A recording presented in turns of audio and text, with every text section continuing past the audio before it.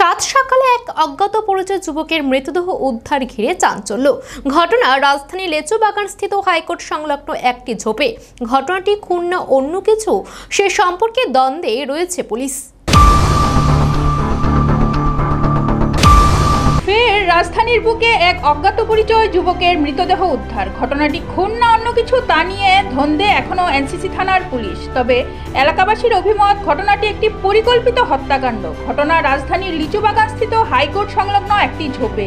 এদিন স্থানীয়রা প্রাতভ্রমণে বেরিয়ে হাইকোর্ট সংলগ্ন এলাকার একটি ঝোপের মধ্যে এক যুবককে উপর হয়ে পড়ে থাকতে দেখেন।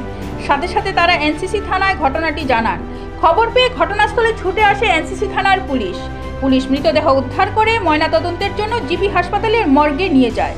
এদিন পুলিশ আধিকারিক জানান, মৃতদেহে কোনো বাহ্যিক আঘাতের চিহ্ন পাওয়া যায়নি। মৃত যুবকটিকে এর আগে এলাকায় কেউ দেখে বলেছে জানায়নি। ঘটনাটি খুন না অন্য কিছু সে সম্পর্কে এখনই স্পষ্ট কিছু বলতে পারছেন না বলে জানান এনসিসি থানার পুলিশ আধিকারিক।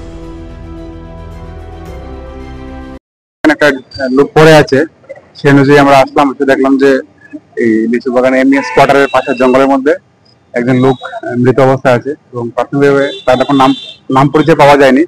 আমরা দেখছি তার পরিচয় পাওয়ার জন্য। কিভাবে আপনারা খবর পেলেন? না, এখানে কিছু পথচারী দেখেছে, এদিকে থানায় জানালো যে এখানে একটা লোক পড়ে আছে। প্রাথমিক তদন্তে মানে কি মনে হয় কিভাবে মৃত্যু হতে পারে? মনে হচ্ছে এদিকে এলাকাবাসীর অভিমত ঘটনাটি একটি পরিকল্পিত হত্যাকাণ্ড। স্থানীয়দের ধারণা, গোয়ালাবস্তি এলাকায় প্রতিদিনই নেশার ঠেক বসে। একে বিভিন্ন স্থান থেকে প্রচুর যুবক এসে এখানে ভিড় জমায়। এই নেশার ঠেকে এসেছিল যুবকটি, সেখানে কোনো এক বিষয়ে নিয়ে ঝামেলার সৃষ্টি হয় এবং পরিণাম এই হত্যাকাণ্ড। এদিকে একটি অস্বাভাবিক মৃত্যুর মামলা হাতে নিয়ে ঘটনার তদন্ত করছে পুলিশ। মৃতদেহ উদ্ধারকে কেন্দ্র করে হাইকোর্ট চত্বর এলাকায় জনমনে তীব্র চাঞ্চল্য ছড়িয়ে পড়ে। নিজস্ব প্রতিনিধি রিপোর্ট, এশিয়ান টাইমস।